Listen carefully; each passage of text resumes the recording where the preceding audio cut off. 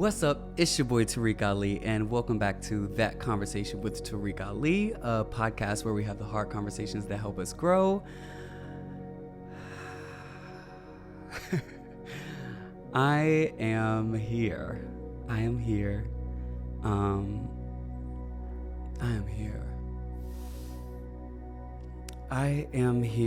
so happy to be here. Hi, how are you?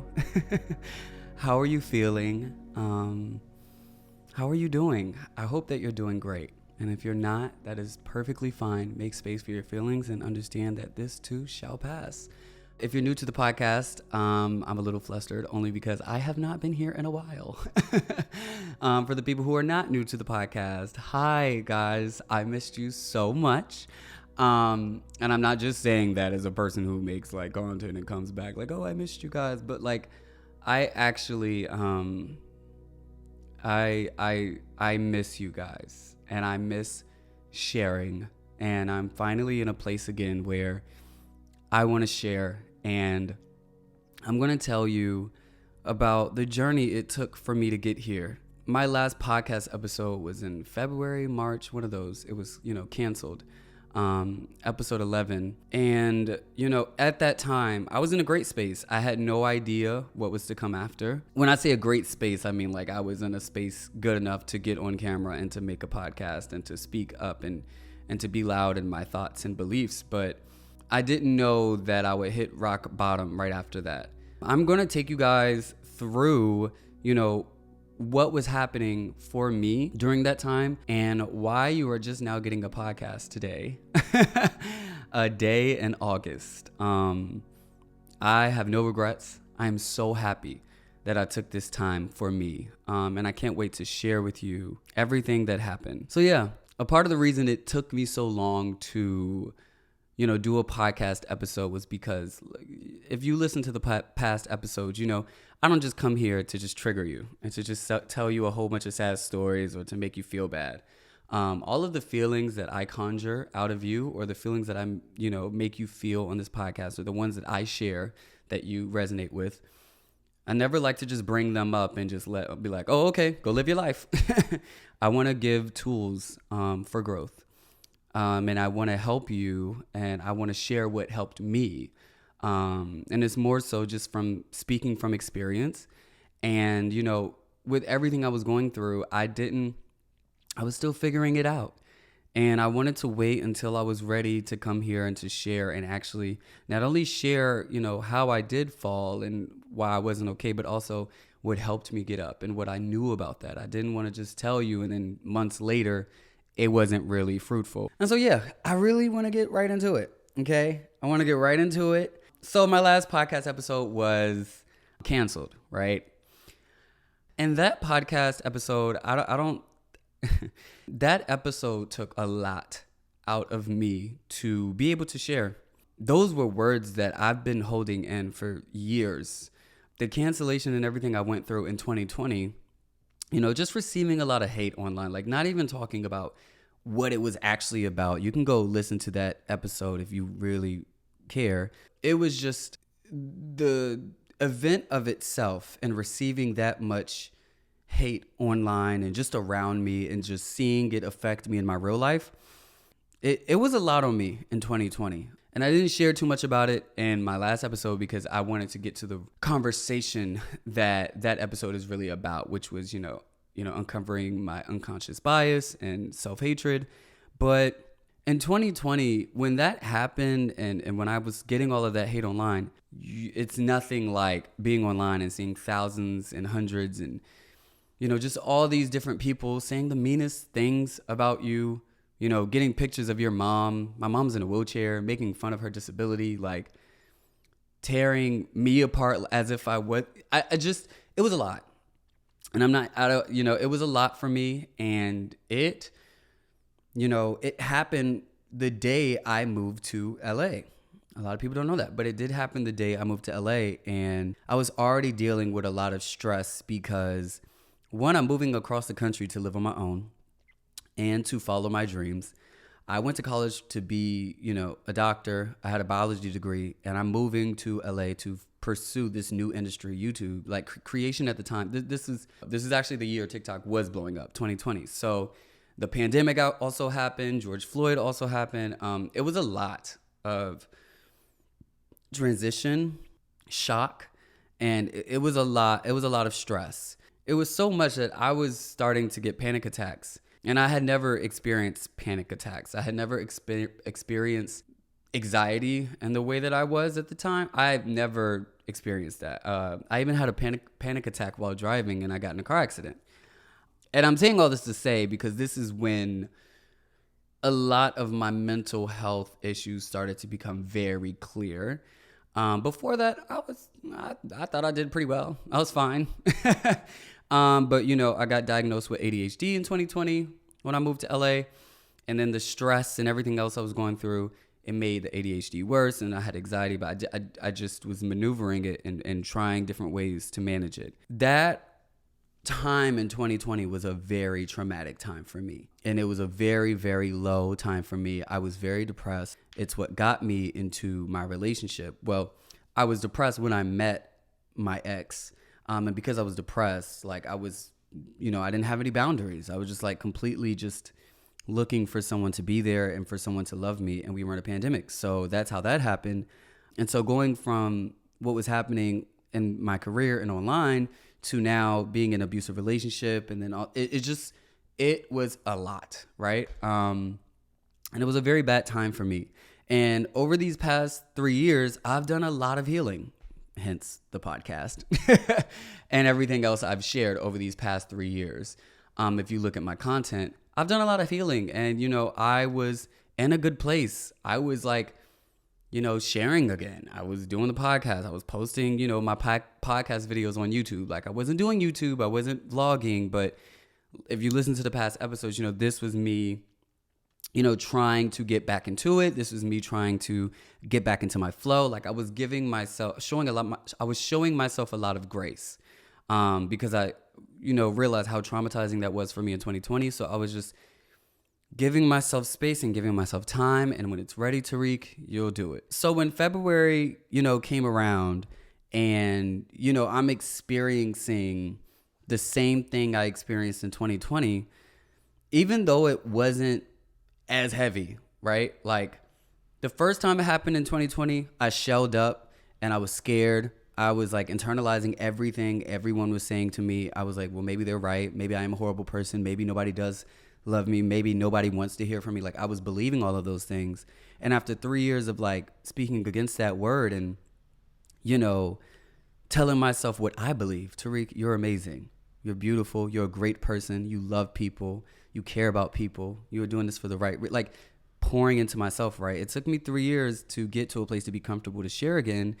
And then when I finally got to that place and I have my voice again, right? Like I built myself up back to this confidence where I have a voice again and I want my voice to be heard. And once I did that,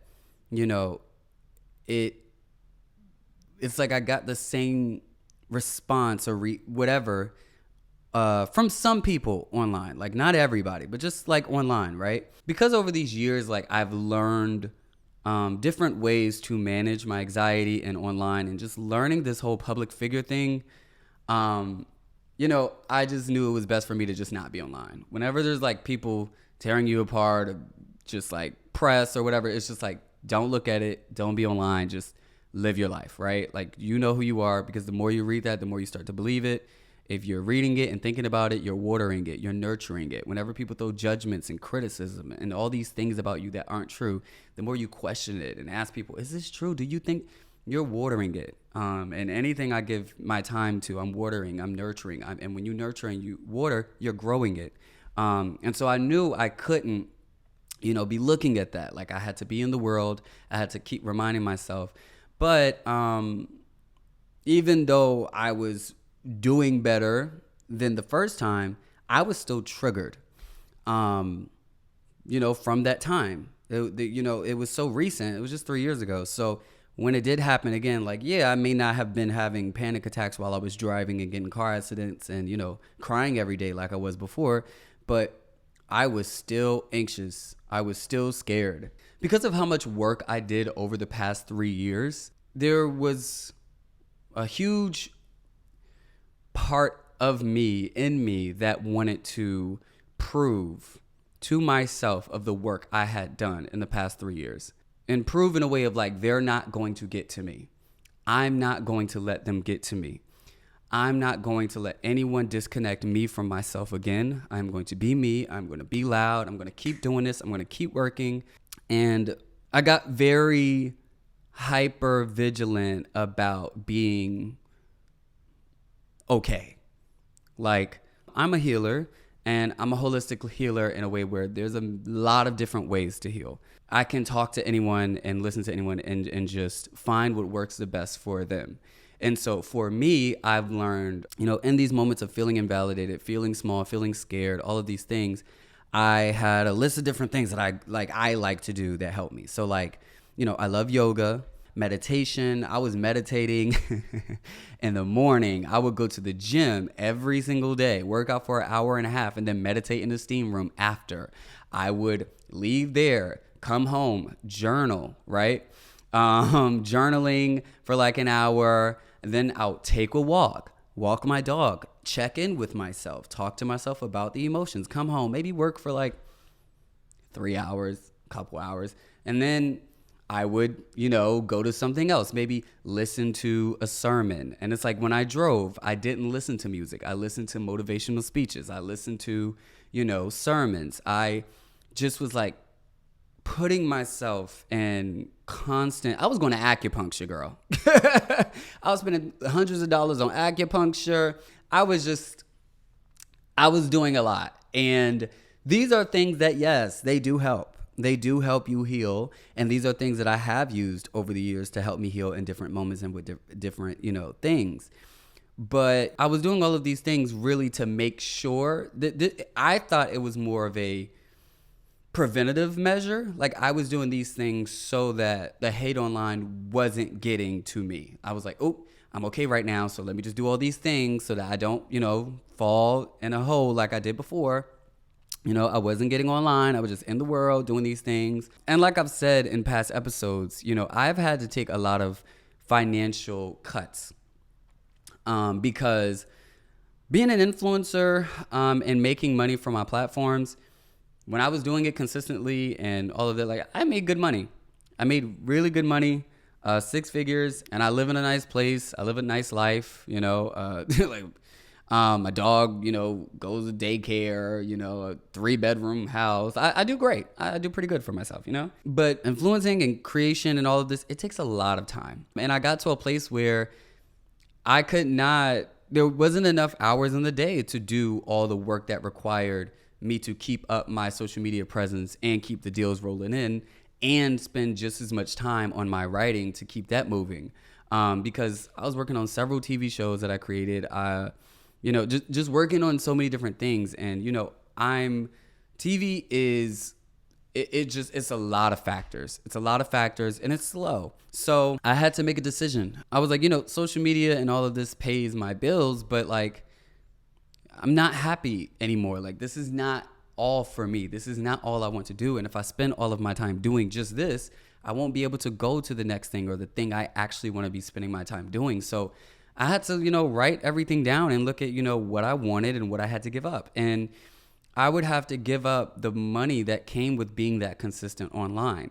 I knew I wanted to write and I wanted to be in television and film it. And that was the direction I wanted to go in, right? So I was like, I need to be spending my time doing that. And the time that it took a lot of time away from this, YouTube, Instagram, TikTok, like all of that. And because I was prioritizing my writing, I would just do social media or, content creation when I could. But now that I was going through all this anxiety and I had got all this hate online, I wasn't doing any social media. I was like, okay, this gives me time to 1, focus on my writing. And 2, I really just can't be online right now. I'm too sensitive. And so I just stopped posting like that, and because of that, when you stop posting, you're not consistent, you don't get deals, like you're not posting. And so I wasn't making any money. And I didn't make money for months, like a long time. And I was just running my credit cards up, like just being very honest, just using my liquid assets, like the actual money I had in my accounts only using that money for my rent and like my bills, like things that I couldn't use a credit card for. Everything else on a credit card. Okay. So like I actually do want to do another episode about sacrifices and following your dreams. So I'm not going to go too in depth about that. But the reason I'm sharing this with you is because it got to a point where, I was paying for my health insurance and it was like $400 a month. And that was because I could pay it before I had the money, and also because it was a good health insurance. But I'm like, I'm young. I barely go to the doctor. And even though this is a tax write-off, I can write off something else. Like, so I had to switch health insurances in efforts to, reduce my expenses. So I switched health insurances. And anyone that knows, when you switch health insurances, you have to switch your doctors. And I had to get a new psychiatrist. And the new psychiatrist with the new health insurance I got, when I went to her, I was only going to her really for my Adderall. I have ADHD. And, she was like, oh, in order to get, Adderall, I have to do a test again, like an evaluation. And she was like, not just for ADHD, I have to do an evaluation for everything. And I was like, oh, okay, cool. I was like, I don't mind. I need my Adderall, girl. So, as we're sitting there, she's, asking me questions about, ADHD, and, it's going the way I expected it. I know the different symptoms and different things that, I had trouble managing before. So boom. But then when she started to get to the more other questions, she's asking me, do you go out? How often do you go out? I was like, I haven't really been going out much. I just been like staying to myself. And she was like, oh, is it something wrong with going out? I was like, no, I don't really enjoy going out that much, and she was like, do you feel like you avoid going out? And I was like, I don't think I avoid it. I think I just haven't been feeling it as much lately. She was like, okay, wrote something down. Moved on to the next question and was like, okay, so what about hobbies? Like, what are your hobbies? I was like, well, I'm artistic, I'm creative. I love anything that like I get to create something and come up with something, and it's creative. I love doing it. But lately, like I bought some like paint brushes and some paint recently, and like every single time I sit down to like paint, I just can't. Like I don't want to. And so like I just keep trying, but like I just have not been into it. And she was like, oh, okay. Write something down. And then she's like, okay, so how's your sleep? I was like, you know what? I've been like really having trouble sleeping, but like that's not new for me. I've always kind of struggled with sleeping. Not always, but ever since college, it's kind of like I'll listen to like, nature sounds and like different things that help me go to sleep. But like my mom has sleeping problems too. So like I think I just got that from her. She's like, okay, writes it down. And because I studied, biology and psychology in college, the more she was asking me these questions, and after each question, I started to scratch my head, child. I was like, oh, this ain't sounding too good, because I've experienced these things before. As I started answering these questions, I said, oh, these are the symptoms of depression. And after a while, I was answering her questions, but I knew where it was going. And after the evaluation, she was like, so you do have ADHD, which you knew, and so definitely can sign off on Adderall and all that. But I also, evaluate, from what I'm hearing, you're, experiencing severe anxiety and depression. And I shook my head just like this. And I was like, I know. I was like, I didn't know until you just asked me those questions. But I just have been thinking about, everything I've been doing. And I love what I do. I love creating. I love, my podcast. I used to love YouTube. I used to love sharing. And it's like, I haven't been loving it much. And also, even with my writing, I've been feeling blocked, writing wise. I've been so stuck on my script, and I've been trying to figure it out, but creatively it just hasn't come to me. And I've just been spending a lot of time like journaling and yoga and acupuncture, and I'm just realizing that I'm spending so much time doing those things and not really working. And when I say working, I don't mean in a sense of like, being productive. I just mean in the way of like doing the things I love. And so, yeah, she was like, I suggest, this medication for anxiety and depression. It's called Zoloft. And, she was like, don't be too alarmed. I have a good amount of celebrity and influencer clients or patients. I forgot what she said. It's one of those. And, they all take it. And I was like, okay, well, that's comforting. Like, I'm just like, okay, thanks.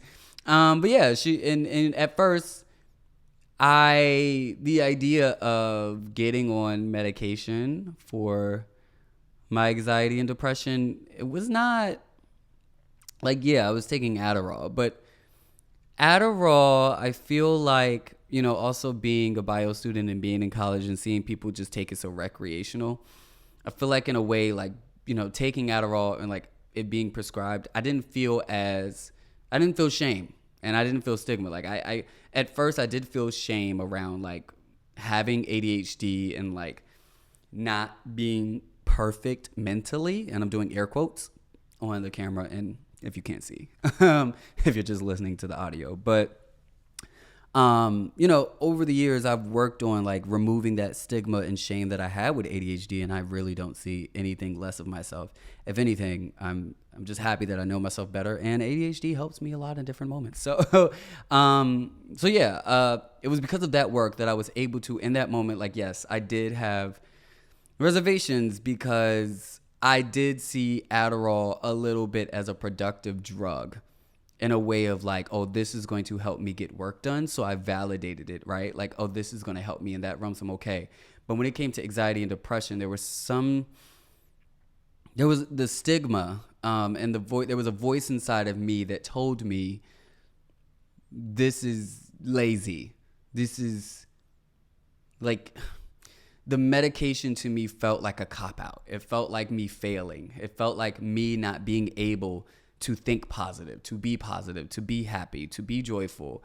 In a way, I put all of this shame on myself. It was kind of like my fault that I wasn't okay. And in a way, I felt like that part of me was also telling me, because it was my fault, I didn't deserve help. I had to work on this. I had to fix this. I had to make myself be better. Also had fears of just like, permanently affecting my brain. There was something about the medication that felt like, once I take this, I'll never be the same. Like, this is going to affect my brain, and my brain will be this way for the rest of my life. Like, what if I mess something up? Or, what if I cause a glitch? Like, it was that. It was a lot of stigmas. It was a lot of stigmas. And it wasn't until like, my psychiatrist and my therapist helped me see it in a different way by using an analogy of breaking your leg. When you break your leg, you get crutches, you get a cast, and it's not permanent. Your leg will heal.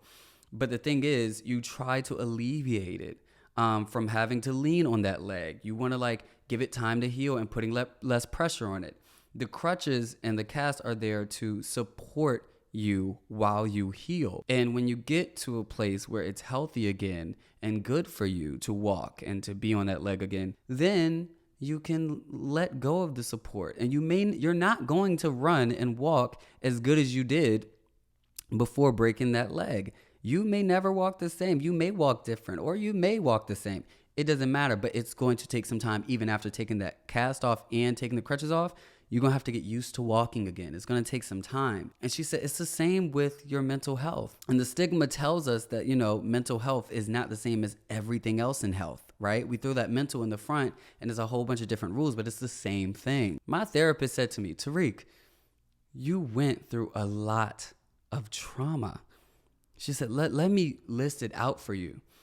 You moved across the country alone to start a new career alone.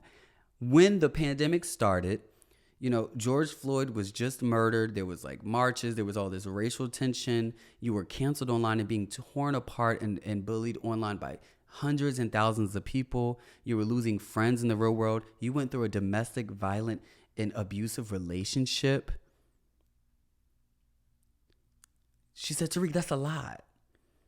That's a lot of stress. And, she was like, you studied science. So, like most people, they hear like, oh, stress does this. It makes your hair fall out. It does this. People don't actually believe that stress affects them. They think like, oh, that's just what the doctor's saying so they can get me to take a nap or eat an apple, right? But like, no, she's like, Tariq, that's a lot of trauma. That's a lot of stress on your body and on your brain. And it was a lot of trauma. And it's going to take some time for you to heal. Because there was a lot of trauma on your brain, it's just like your leg, just how you need crutches and a cast to help you while you heal. This medicine is the same thing. It's your cast and it's your crutches to help you with your anxiety and your depression as you heal, because it's a lot, Tariq. And your brain needs help. Your body needs help. It's overwhelmed. And this medicine is not going to cure it. It's going to help you. And when she put it in a way of understanding health holistically in that way, right? Like it's the same. Just how you need help and support in other ways with your health, mental health is the same way. You need support. You're dealing with anxiety every single day. You're not able to work because of your anxiety and depression. You're avoiding social situations because of your anxiety and depression. You feel horrible about yourself. You're not able to get out of bed. You're binge eating. You're doing all of these things because of your anxiety and depression. You need support. It should not take that much work, Tariq. And this is a mixture, okay? Like clearly this is me talking to myself as well. But it should not take that much work to just be okay. Like it shouldn't take hours of meditation and yoga and acupuncture and journaling and all of this in one day and a massage. And that's a lot of work just to be okay. Not even to be happy, but that's everything you're doing. You're spending hours to manage your anxiety. You need help. You need help. And before I could even get to the medicine, I had to allow myself to be helped. And I had to, by allowing, I had to know that I deserved help. I deserved support. Because of my childhood, what was the conditioning? Because of my childhood, I was juggled around homes and going place to place for help and for this. And I always felt like a nuisance. I always felt like an obligation to people. I always felt like we got to do this for Tarek too. And so I just went into the world like, if you want it, you got to get it yourself. And, I appreciated help and support, but I didn't feel like I needed it. And I didn't really feel like I deserved it. I felt like that was extra. I felt like if someone supported me, that showed them being a great person. And then I'll pour back. I'll just I didn't think I deserved it. Support from people and support from groups, but it's also support in all realms. Support from myself, support in this health way. I needed help with my anxiety and my depression.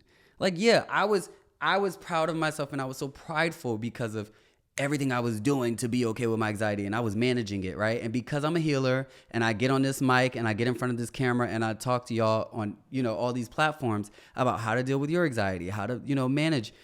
I felt so much pride in all of the work I was doing to be okay, when really these are good methods. These are things that help. But Tariq, also, it should not take that much work to just be okay. You deserve to be happy. You deserve to be happy. And I had experienced anxiety at this point for so long that I thought anxiety came with life. I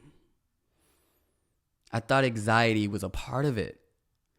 I thought that I was just doing the extra work that everybody else wasn't trying to do to be okay. I was like, oh yeah, you're one of the special ones. And because of my privilege and, being able to just stop working, right? And working on a new career that's not paying me, and running up my credit cards, even if I was going, in debt, I still had the privilege and the space to do that, right? And so I'm spending so much time on to just be okay, like spending money on yoga and acupuncture and all these things. And I'm not able to see, like, how can I say? I wasn't able to really see how much time I wasn't actually able to live. A lot of my time was being spent just to manage and cope with everything I was dealing with inside. And most people don't have this privilege. They have to still go to work. They have to still show up to the responsibilities of their life. And it's like the anxiety and depression just builds on top of each other, and it gets worse and it gets worse. And it's hard to see that you even need help because you don't even have time to slow down to even do that. Some people don't even have health insurance to go to a psychiatrist and have this evaluation. Like, so I'm blessed because of that. And this is why I'm open about it and I want to talk about it, was because God blessed me with the resources and the opportunity, even if I was going in debt, girl. I keep saying that. Even if I was, because I still was able to go through that. And everything I learned in this process, it's helped me, one, grow closer to myself and learn how to take care of myself more. And that's why I'm so loud and I share these things, because God taught me and is doing great for me, but it's not just for me. It's for all of you. So yeah. After talking to my therapist and my psychiatrist about it, I started the Zoloft, and I started at 50 milligrams. And, she told me, she was like, it gets worse before it gets better. So when you first start the medication, it makes the anxiety and depression, worse. And it's different for everyone. So I'm really just sharing my experience because I just want to share how it was for me, but I want everyone to inquire on their own and do their own research. But, of course, I watched a lot of videos before and saw everybody else's experiences, but I saw everyone, I don't know, most of the people I did read, they really, really loved Zoloft, and it changed their life. And they were like, wow, I haven't felt like this in years. And I didn't even know that I didn't feel like this until I do again. Because when you do experience so much anxiety and depression and you live in it consistently, you start thinking that is just life. You start normalizing anxiety and you think that you're just an anxious person and you can be, but it's you can also get support for that. The same way that you can take, Adderall to help with your ADHD, you can take something that can help with your anxiety. So it's not as heavy. It's not as, debilitating. You can get something to help you. So the videos made me feel good. I was very optimistic, but I did know that it would get worse before it got better. And I didn't know what that looked like, but that first 2 weeks of, the first 2 weeks of taking Zoloft was, boy, that was the scariest time of my life. And the reason it was so scary is because I've never felt that much anxiety and depression in my life. That picture of Summer Walker when she's on the red carpet and she's got her arms to her side and she's standing weird and people are like, yo, ain't nobody got that much social anxiety. Why are you standing right like that? This is just all a fake. Getting on Zoloft that first week, and because it makes your anxiety worse, I understood that picture so much. I just woke up with so much fear, so much anxiety, so much uncertainty, and just so much fear in a way where, before Zoloft, something would happen and I got anxious, or I would get anxious in front of the camera. I would get anxious in public, when people looked at me. I knew the different things that got me anxious. But that first week of Zoloft, it kind of opened every door of anxiety, and it was just there, for no reason. And I would wake up just I would just feel restless. My body was kind of vibrating. I wasn't grounded. My head felt a little tight. I could just in a way, I just felt chemical reactions happening in my head. I don't know how to explain it. That sounds extreme. I just want to be extremely honest. At this time also, and this was not planned, my entire family came to LA the week I started Zoloft. And they had planned that trip for months. And I didn't know I was going to be on Zoloft. I didn't even know I was depressed or anxious the week before. But I wanted to start immediately because, it was just going to get worse. Because once I did learn that I was anxious and depressed, in the session with my psychiatrist, I actually started to feel it. It's kind of like when you first start owning something and like you actually start feeling it. Like I started, even before taking the medicine, I felt more depressed and anxious because I knew it was there and I was accepting it. And so, I just started it immediately, and my family came to town the day of. And when I say my family, I mean my dad, my stepmom, my aunt, my uncle, and my grandma and my granddad. So we had a full house. Like, I have 3 bedrooms, so it was 2 in every room, and I was sleeping on the couch. And I didn't want to tell them about the medicine because I didn't want to. One, my family is like Southern and just, they're older. They, black people, just think so differently about medicine and mental health. And though I knew they would have put the work in to like try to understand it, I just didn't want to make them worry. I kind of wanted to just go through this alone. Not alone, but I kind of just wanted to deal with it alone.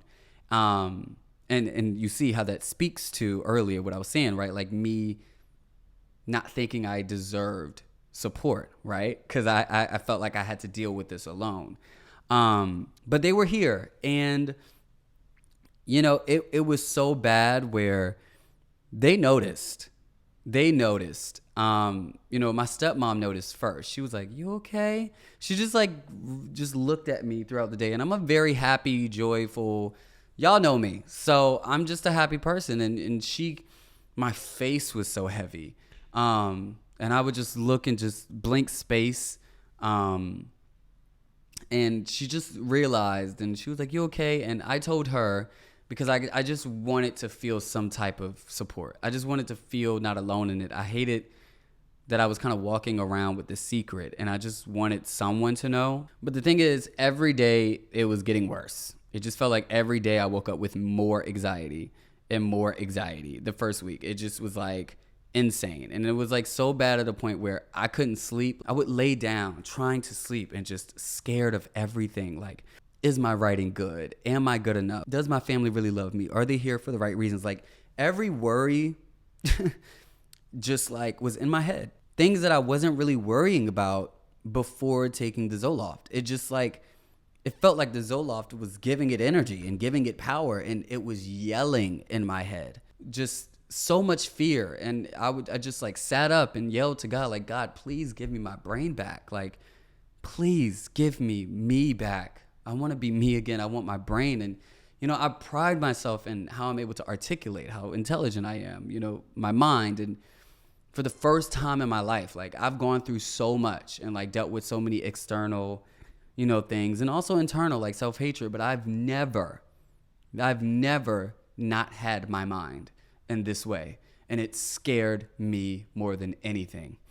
I was like, what if this never ends? What if this is what the rest of my life will be like? I was so scared. It got so bad to a point where I couldn't hide it anymore. Like, I told my aunt and I told my dad, and I'm so happy I did, because one, they were just noticing that I was acting weird. They were like, they know me. So they were just like, Tarek is acting weird. And so I just told them, and they was like, "Oh, okay." And, my dad has, I've done a video with my dad on my YouTube channel. Yes, coming out to him, but the video right after that is about mental health, because my dad has his fair share of, challenges with mental health over the years and all his life, with bipolar, schizophrenia, like, ADHD, like just different stuff. And so it felt really good. And I didn't even think about it, but it just felt so good to be able to share with him what I was going through, and him like understand. Like,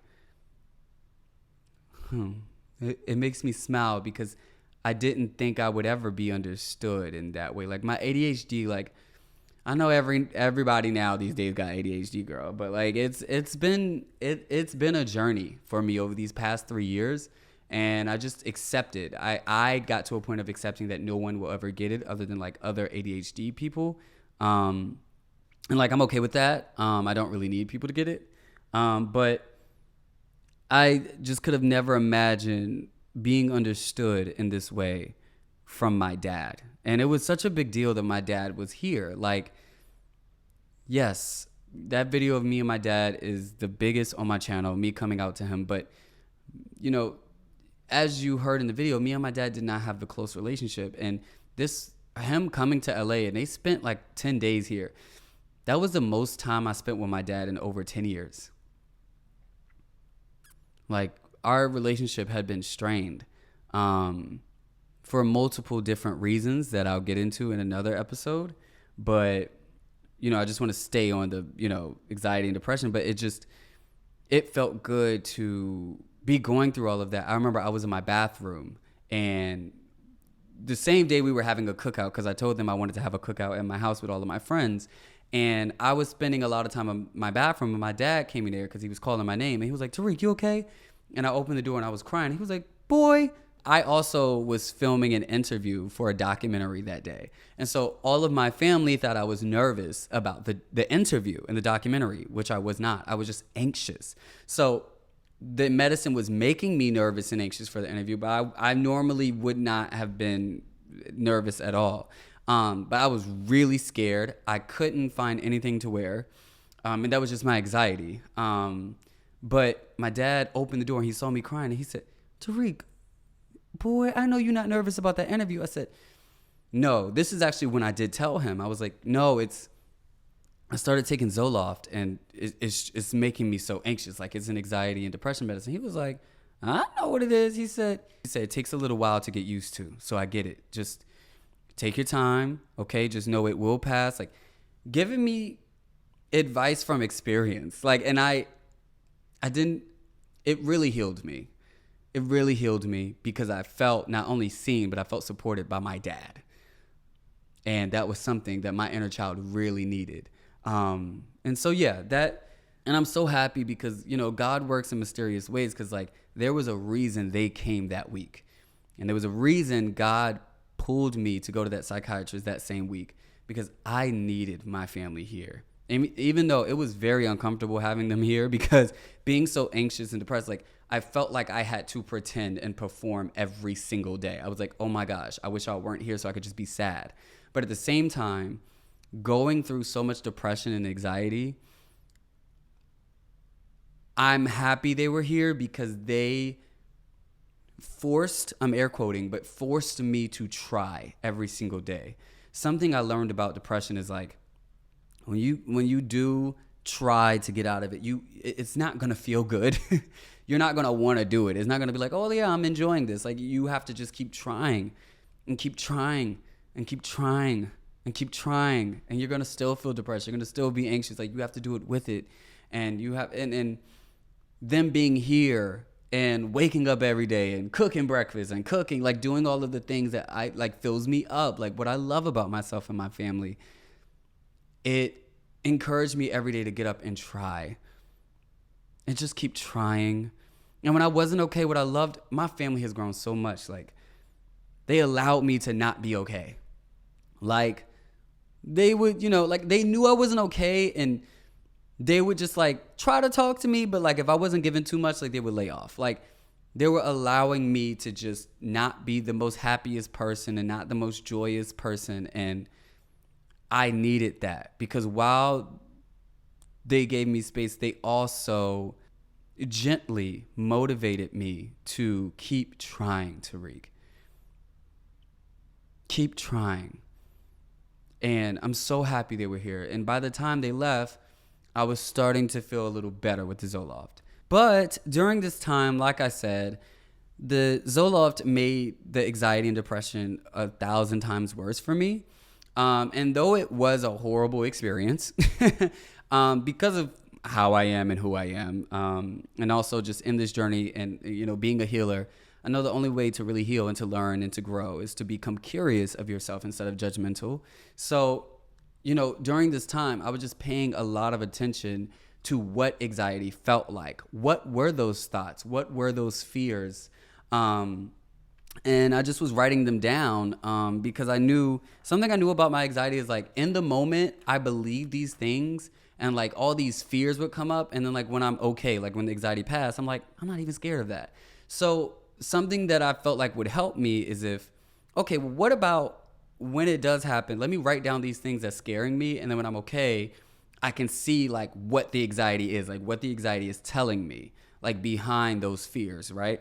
So during that week where I was extremely anxious in the first week of Zoloft, I made sure to document it, also to see what the medicine was doing to me, how I was reacting to it, was my appetite off, like really paying attention to me and my body and my health. And so I wrote down what the anxiety was saying to me. And because of this, it has helped me to really see my anxiety objectively. And when I say objectively, in a way of like, now when certain thoughts come up or certain fears come up, I'm like, oh, that's just anxiety. It's inside of me. I'm experiencing it, but it's not who I am. Anxiety is just, here to, keep you from something, to keep you safe. There's a lot of different reasons your brain and, anxiety comes up. But being able to identify the anxiety would help me so that when it did come forth in the future, I'd be like, oh, hey, anxiety, what's up? And like, I will know how to deal with it. And so let me get to this journal entry. Let me see. Okay, so this is April 11th, 2023. I've been on the anxiety, depression, Zoloft medication for about 3 weeks now, and I can definitely see them working and helping me out. The same things that gave me anxiety before give me anxiety now. It isn't a cure, but the intensity of the anxiety is way less. And because I know and have practices that help me with my anxiety when they come up, I am able to properly hold and respond to them versus reacting and spiraling. Because I did this alone for so long, I can actually feel the support and the assistance of the medicine. I can feel it actually helping me, and I'm so grateful for it. It makes my days brighter, longer, and more fulfilling. I spent so much of my days before in constant thought, worrying, and fear. Every second was a fight to stand tall, and now I feel like I'm getting my balance back, like I'm learning to stand up tall again without having to fight as hard.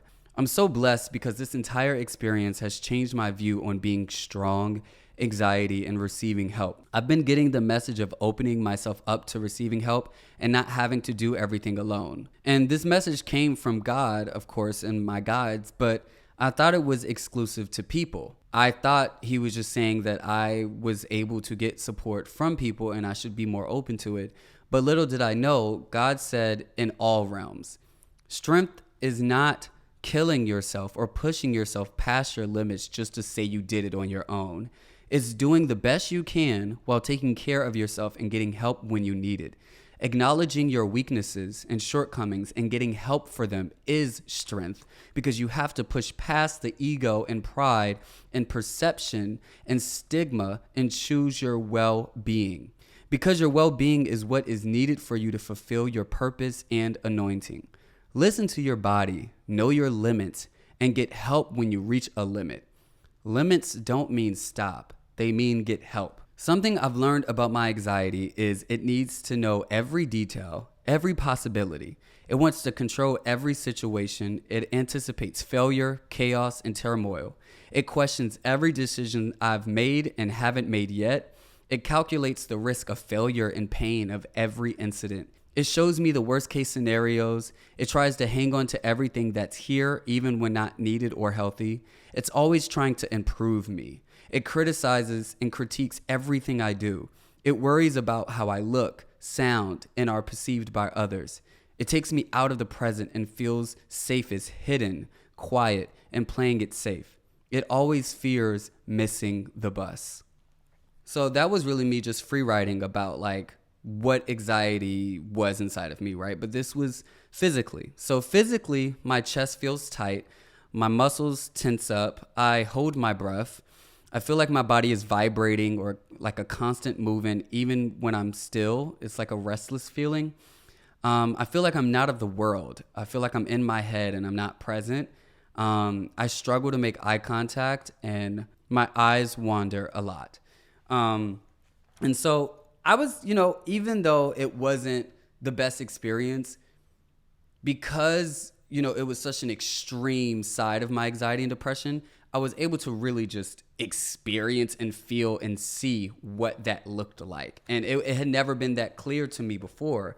Like the fear would be so loud in my head and I'd be like, oh my gosh, that's a fear inside of me. So I would just write that down as like, that's the anxiety. Because like when the medicine did start working and these fears weren't there, I was like, oh, that was the anxiety. And so, like I said, the medicine isn't a cure. It's like a crutch or like a cast. It is support, is here to help.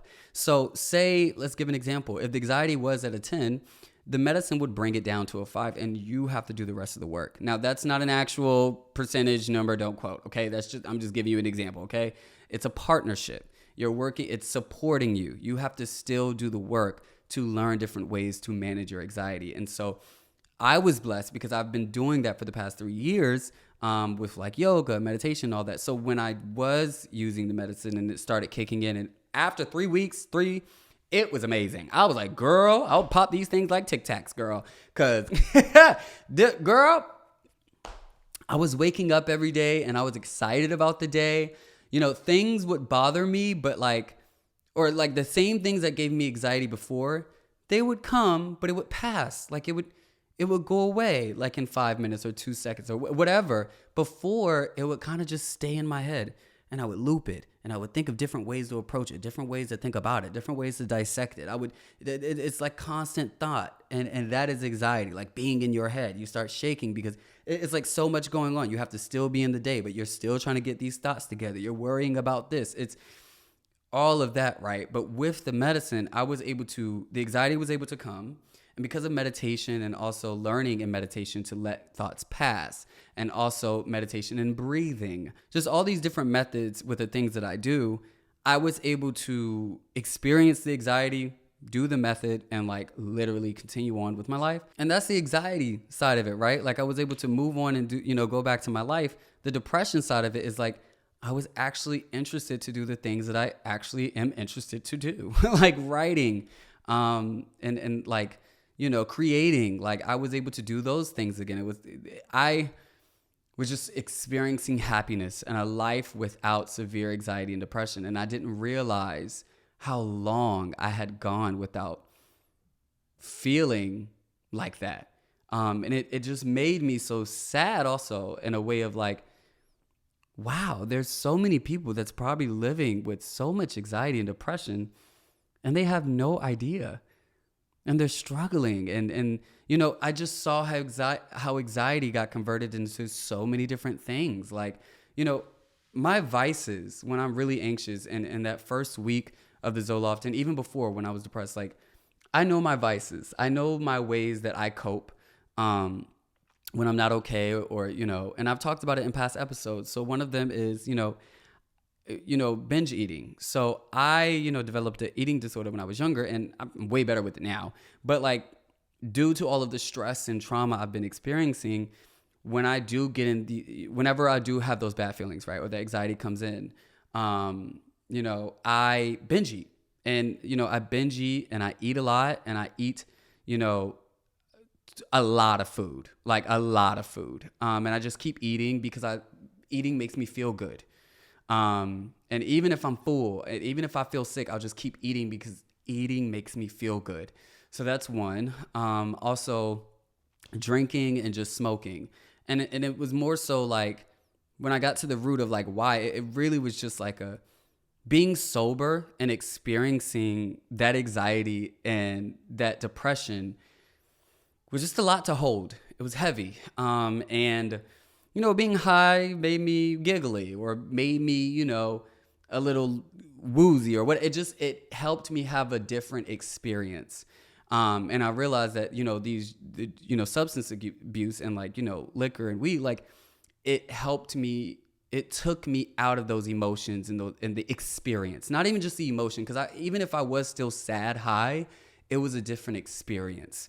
When I was sober, it was just there. It was just present. It was heavy. When I had something else in the equation, it was like, yeah, it was there, but I also could laugh because I was high, or I also could like, dance or do this because I was drunk. Like that was what I was going to that for. And then also like sex, honestly, like I was having a lot of sex.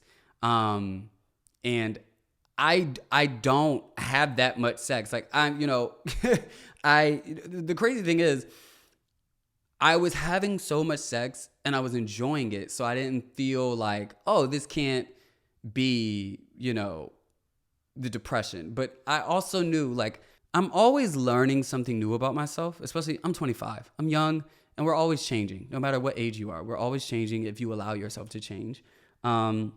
And I've also grown so comfortable in my sexuality and in my gender expression and just all of that. So, I've allowed myself more sexual freedoms and, liberties and exploration than I did before, because there's a lot of shame that, especially as a queer person, that we place on ourselves because of our sexuality. We already feel disgusting because the world tells us we are.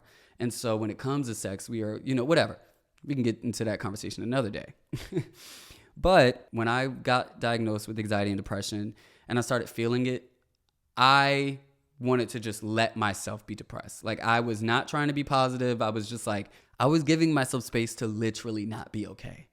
And I didn't realize that I wasn't completely doing that before. Like, yeah, I would let myself like think certain things, but I would like fight it with a sermon, fight it with yoga, fight it with this. And it's like, I wanted to just allow myself to be not okay. And there not be a solution. There not be a plan. Like, just allowing myself to just exist and not be okay. And I didn't realize that I didn't allow myself to do that. Because before, I would, not be okay and use that to fuel my productivity. And then when I wasn't doing that, when I got into my healing journey, I was like feeling these things and then like responding with ways to like heal myself and take care of myself. But I wanted to allow myself to just not be okay. And to not know, and to not be perfect, and to not be whatever. Like, I have been so perfect. And when I say, I mean like the intention of being a perfectionist and being perfect all my life. It was my survival. Not only being a queer person, but also just being juggled around homes. Like, I had to be something. And so, especially also like, who I am online and in my career, I just always put this pressure on myself to like be better and to figure it out and to just, and I just wanted to not be anything great. Like, I just really wanted to allow myself to just live. And so I was having a lot of sex, and I allowed myself the space to do that because, like I just said, I was allowing myself to just exist. Like, no judgments. Like, you're not having too much sex. You're just having sex. You're living your life. You're not okay. You're depressed. Whatever, right? Just allowing myself to live. But I did realize that it was rooted in something else. One, because like I said, I don't have that much, I don't have that much sex as much as I was having at this time, but it was starting to become manic. I did know before that I went to men and guys and sex for validation when I needed it and in different moments of depression.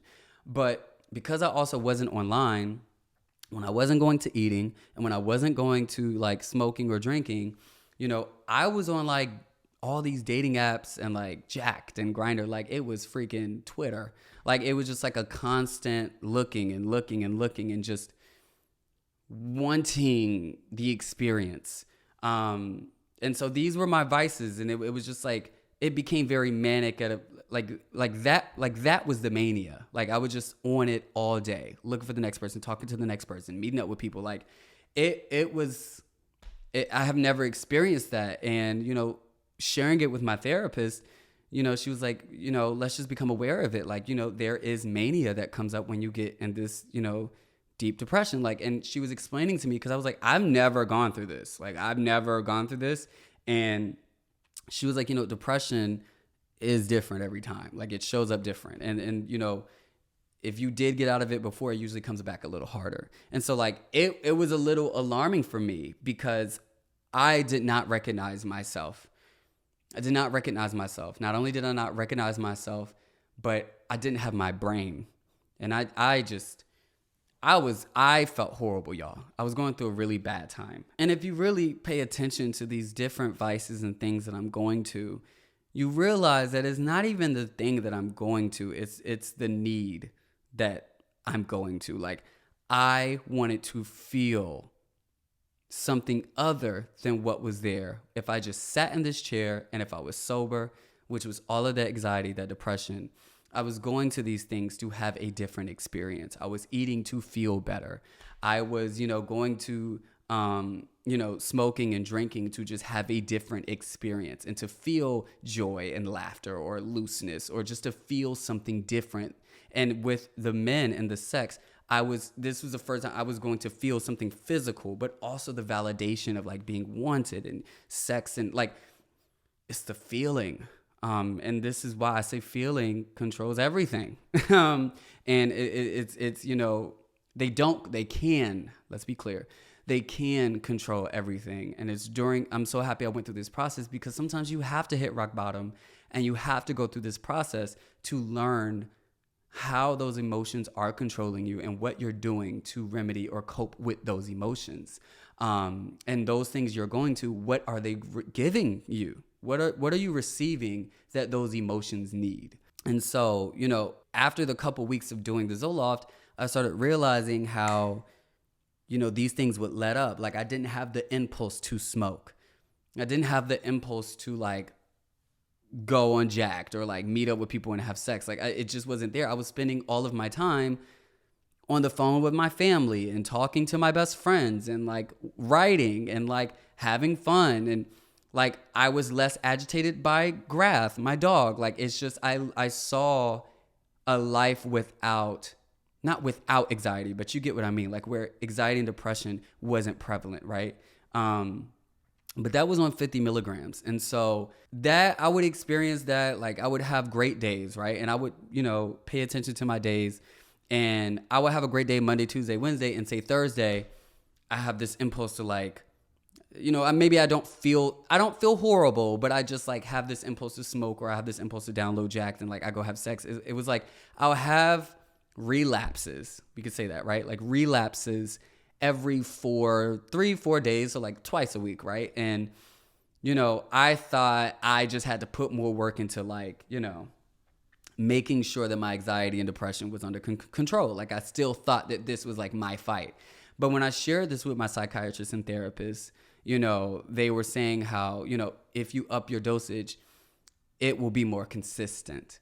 And I noticed in that moment that I still had some stigma to fight because in a way, I felt like, okay, I'm already getting help. Like, don't be greedy. It's kind of like if you ask somebody for $50 and it's like, okay, I'm already giving you $50, girl. I'm not going to give you $100, right? So it was like, I was putting shame on myself. Like, oh, you're not working hard enough. Like, you already on the medication, Tarek. Like, you already getting help and now you need more help. Like, I was shaming myself for needing the more help and just looking at dosages as the more you go up, the less capable you are. When really, also being a scientist, I understand that like it's like a puzzle. Like it's numbers, but don't get confused on the numbers. Think of it like a puzzle. Like if your brain is a square, 50 milligrams may be a triangle. And 75 milligrams may be a circle, but 100 milligrams may be a square. And those work together, right? It's like, what works best with your brain? Like, don't look at the numbers and think you're less of this or more messed up because you have a high, like,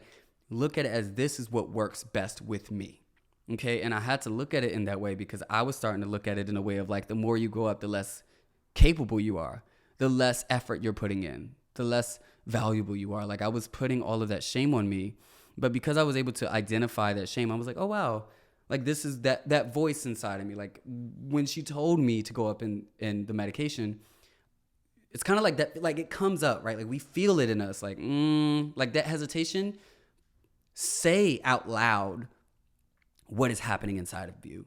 And like I said, like, wow, I feel like shame. Like I feel like I'm being lazy. Like I'm not doing all I can to be okay.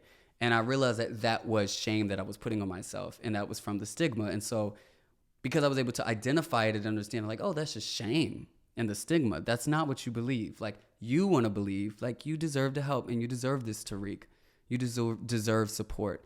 And so because of that, I was able to say, you know what? I'll try to go up. So I did go up to 75. And then the relapses got to like once a week. And then I went up to 100 and then like, boom, I'm great. And so that's been my journey. So now I take 100 milligrams of Zoloft, and I'm also on 30 milligrams of Adderall slow release. And I really wanted to share this because this is one of this is one of my proudest moments of my life. I'm so happy that I went through this, and I'm so happy I allowed myself to receive this help because I'm able to be here again. I'm able to be in the world again. I'm able to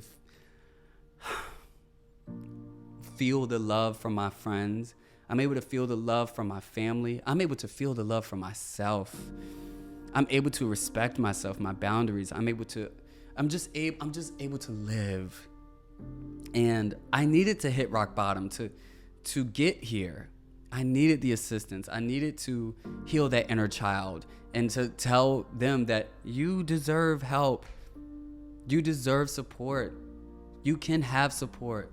You don't have to do everything alone. I needed to go through all of this, and I needed this time to myself. I wanted to come and share this because I feel on top of the world. I am on top of the world, but I am on top of the world with the help and assistance of Zoloft right now, and that is okay. And if you need help, please seek help. Like, you should not have to do this all alone. You deserve help. You deserve support, and in any way that looks. It could be a friend right now. It could be a therapist. Then it could be Zoloft. It could be you deserve it. If it will help you, don't worry about what it looks like and what other people think. Do what you need to wake up every day and to be with you and to show up to the things you care about. We normalize so much anxiety and depression in our lives that we don't ever actually get to live because we're spending so much time trying to avoid emotions and the anxiety. And I'm telling you, the moment you allow yourself to be helped and get support is the moment you'll actually start being able to live and to show up to who you actually are, your true self. And I want to really push that in all communities, but especially in my Black community, because this is something that we don't support, or it is something that needs to be talked about. And yeah, the goal isn't really to stay on Zoloft for the rest of my life, but the goal isn't to get off of Zoloft as quick as possible. I am always just about looking at where I am right now. I live life in seasons. Nothing is permanent. Nothing is forever. This season I'm in the season right now where I need Zoloft. And if I get to a season later where I feel like I don't, I will work on getting off of it. Like, it doesn't have to be a permanent thing. I feel like that is something that most people are afraid of, but it's about looking at where you are now, accepting where you are now, looking at where your downfalls are, your shortcomings, or where you need help and support, and seeking help and support, because you deserve that help and support. You deserve that help and support. You deserve help and support. And I want you to repeat that to yourself whenever you feel afraid of asking for help or assistance or just anything.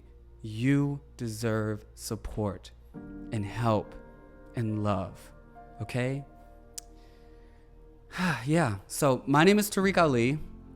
I hope you enjoyed this episode. And we're going to keep doing it, man. I will be back, and we will keep having those hard conversations that help us grow. And I love you. And I thank you for being so patient and understanding. And I send 1,000,000 hugs and 1,000,000 kisses. And yeah, I love you. And I'll see you next time.